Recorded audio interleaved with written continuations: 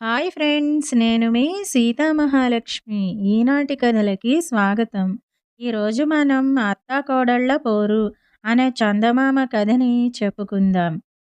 ఏ ముహూర్తాన అరుంధతి అత్తవారింట అడుగుపెట్టిందో గాని ఆమెకు అత్త ఆండాళ్ళమ్మకు క్షణం పడేది కాదు. అత్త ఎడ్డెమంటే కోడలు తెడ్డెమనేది. ఎప్పుడైనా మనసు పడి కోడలు కొత్త చీర సింగారించి సిగలో పూలచెండు తురుముకుంటే ఆండాళ్ళమ్మకు మనసు ఒప్పేది కాదు. ఏమిటి వీధి మనిషి వేషాలు, అసలిది సంసారుల కొంపేనా అని ఈసడించేది. నేను సింగారించుకుంటే కళ్ళల్లో నిప్పులు పోసుకుంటావెందుకు అని అత్తను ఎత్తి పొడిచేది అరుంధతి. ఏ రోజైనా ఆండాళ్ళమ్మ తోటకూర తెచ్చి తియ్యగూర చెయ్యమంటే నీ కొడుక్కు పుల్లగూరే ఇష్టమని పెడసరంగా బదులిచ్చేది అరుంధతి.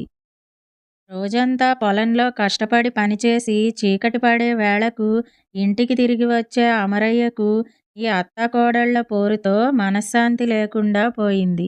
సాధు స్వభావం గల అతను అటు భార్యకు గాని ఇటు తల్లికి గాని సర్ది చెప్పలేక సతమతమైపోయేవాడు. ఒకరోజు సాయంకాలం వేళ ఇంటికి తిరిగి రావడానికి మనసు రాక అమరయ్య పొలం గట్టు మీద విచారంగా కూర్చున్నాడు.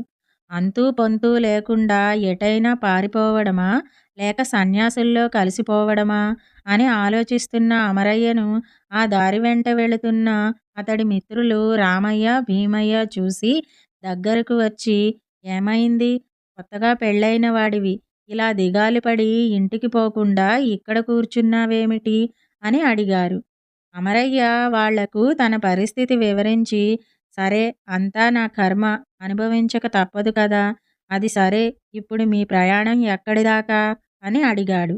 అందుకు వాళ్ళు పొరుగురులో నాటకాలాడుతున్నారు, వేషం కట్టడానికి వెళుతున్నాం, త్వరలో శ్రీరామనవమి వస్తున్నది కదా అన్నారు.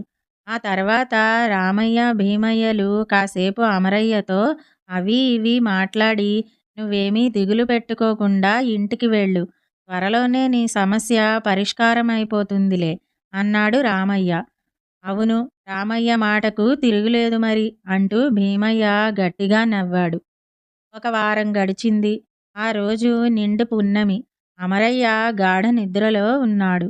పెరట్లో నూతి దగ్గర ఏదో గలగలమంటూ పెద్దగా శబ్దం వినిపించింది.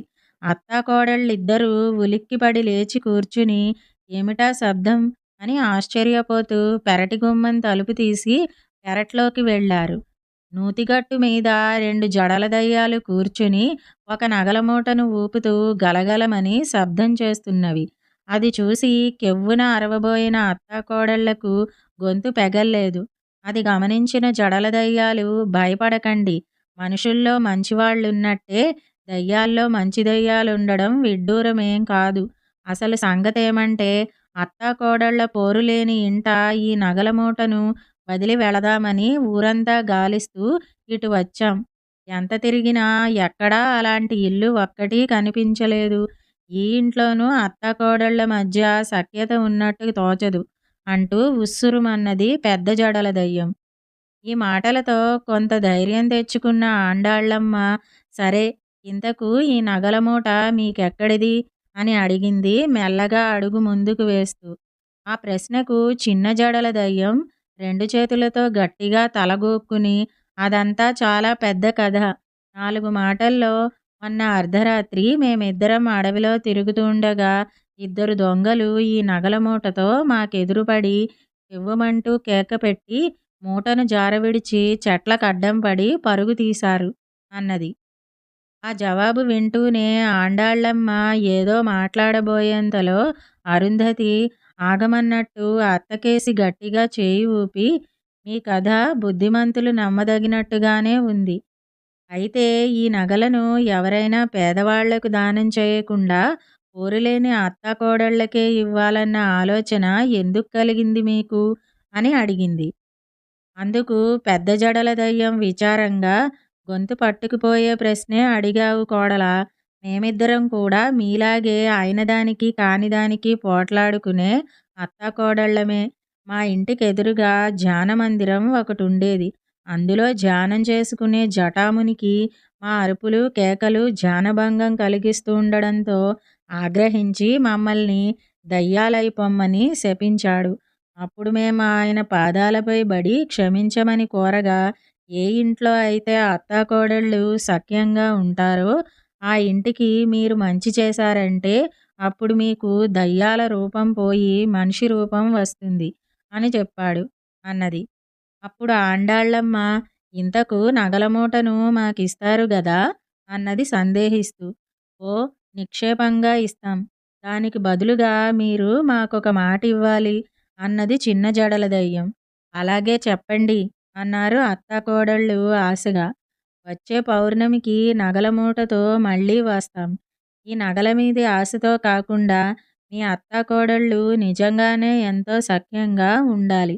అలా ఉన్నారా లేదా అనేది మేము అదృశ్యంగా ఉండి కనిపెడుతూనే ఉంటాం.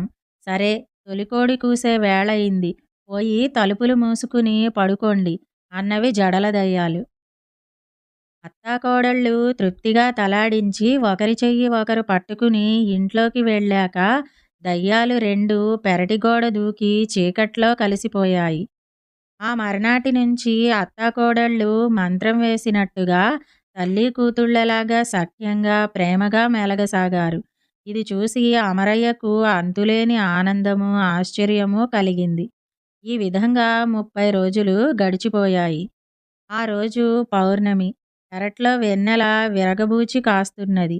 ఎప్పుడు ఆ జడల దయ్యాలు వస్తాయా, నగలమూట తమ చేతికిస్తాయా అని అత్తాకోడళ్ళిద్దరూ నిద్రపోకుండా కాచు కూర్చున్నారు.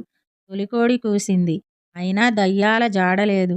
అత్త ఆండాళ్ళమ్మ విచారంగా అరుంధతితో, మనం ఎలాంటి దురుద్దేశాలు లేకుండా ప్రేమ గనపరుచుకోవాలని దెయ్యాలు చెప్పాయి కదా. నాకు లోలోపల అప్పుడప్పుడు కొన్ని చెడ్డ ఆలోచనలు, కపట బుద్ధి కలిగిన మాట నిజం. ఇది గ్రహించే దెయ్యాలు రాలేదనుకుంటున్నాను అన్నది. నీలాగే నాకు అలాంటి ఆలోచనలు వచ్చిన మాట నిజం అత్తయ్య. నగల సంగతి ఎందుకు? ఈ నెల్లాళ్ళు మనం ఎంతో అన్యోన్యంగా ఉన్నాం. ఇక బతికినన్నాళ్ళు ఇలాగే కలిసికట్టుగా జీవిద్దాం. అప్పుడు మీ అబ్బాయి కూడా ఎంతో సంతోషిస్తాడు అన్నది అరుంధతి. అవును మరి, చిన్నదానివైనా ఎంచక్కటి ఆలోచన వచ్చిందే నీకు అరుంధతి అంటూ ఆండాళ్ళమ్మ కోడలిని మెచ్చుకున్నది. పక్కగదిలో ఉన్న అమరయ్య తొలికోడి కూత వింటూనే ఇక పొలానికి వెళ్ళాలని బయలుదేరబోతూ వాళ్ళ సంభాషణ విని అత్తాకోడళ్లలో వచ్చిన మంచి మార్పుకు ఆనందించాడు. తన మిత్రులిద్దరూ దయ్యాల రూపంలో వచ్చి తన ఇంటిని చక్కదిద్దారన్న సంగతి పాపం అతడికి తెలియనే తెలియదు. ఇదండి అత్తాకోడళ్ళ పోరు అనే చందమామ కథ. ఈ కథ గనక మీకు నచ్చినట్టయితే లైక్, షేర్, కామెంట్ చేయండి. మరిన్ని మంచి కథల కోసం మా ఛానల్ను సబ్స్క్రైబ్ చేసుకోండి. మళ్ళీ మరొక మంచి కథతో కలుసుకుందాం. అంతవరకు వింటూనే ఉండండి ఈనాటి కథలు.